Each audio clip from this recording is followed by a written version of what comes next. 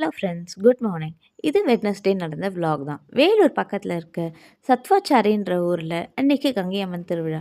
அதுக்கு நான், அம்மா, பாப்பா 2 பாப்பாவும் சேர்ந்து எல்லாருமே ஆட்டோவில் கிளம்பி போயிட்டோம். நாங்கள் ஆஃப்டர்நூன் ஒரு 1:00 போல் போனோம். ஏன்னா மார்னிங் அண்ட் ஈவினிங் டைமில் போனால் ரொம்ப க்ரௌடாக இருக்கும். நம்மளால் சுத்தமாக சாமி பார்க்கவே முடியாது. அதனால் நாங்கள் அந்த மாதிரி வெயில் நேரத்தில் போனோம். ரோடு காலியாக இருந்தது. ஆனால் கோயிலுக்குள்ளே போனால் அந்த நேரத்துலேயே செம்ம க்ரௌடு இருந்தது. நாங்கள் இவ்வளோ க்ரௌட் இருக்கும்னு எக்ஸ்பெக்ட் பண்ணவே இல்லை.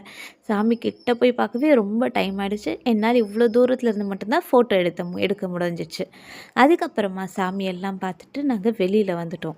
வெளியில் நிறைய இந்த மாதிரி கடைலாம் போட்டிருப்பாங்க. இது தேர். அந்த தேரில் தான் கங்கை அம்மனோட சிரசை வீதி உலா கொண்டு வந்து அந்த சிரசை ஏற்றுவாங்க. அப்புறம் பக்கத்தில் இந்த மாதிரி நிறைய கடைலாம் இருந்தது. எல்லா கடையும் சுற்றி பார்க்கறதுக்கே கிட்டத்தட்ட நமக்கு 2 to 3 ஹார்ஸ் ஆகிடும். ஆனால் நாங்கள் ஆஃப்டர்நூன் டைம் போகவே எங்களுக்கு கொஞ்சம் ஃப்ரீயாகவே இருந்தது. நல்லா ஃப்ரீயாக சாப்பிட்டோம். அதுக்கப்புறம் இந்த மாதிரி பஜ்ஜி போண்டா கடைலாம் கூட இருந்தது. அங்கே நாங்கள் டெல்லி அப்பளம் விற்றாங்க. வாழைக்காய், அதாவது இது மிளகா பஜ்ஜியும் கொடுத்தாங்க. நாங்கள் மிளகா பஜ்ஜியும் வாங்கிக்கிட்டோம்.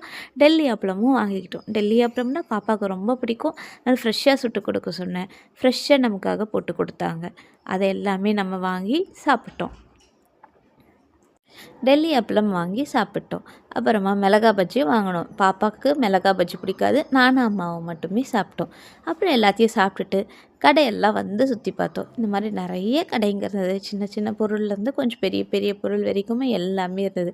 ஒவ்வொரு கடையாக மெதுவாக சுற்றி பார்த்துட்டு இருந்தோம். நாங்கள் வெயில் டைம் போனோன்றதுனால க்ரௌடு சுத்தமாக இல்லை.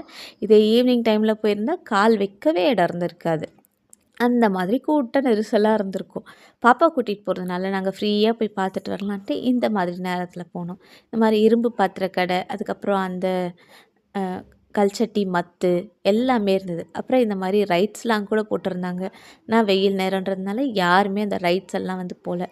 அப்புறம் பார்த்துட்டு ஒரு 4:30 போல் நாங்கள் வீட்டுக்கு வந்துட்டோம். இந்த மாதிரி சின்ன சின்ன ஐட்டம்ஸ்லாம் பாப்பா வாங்க ஆசைப்பட்டா.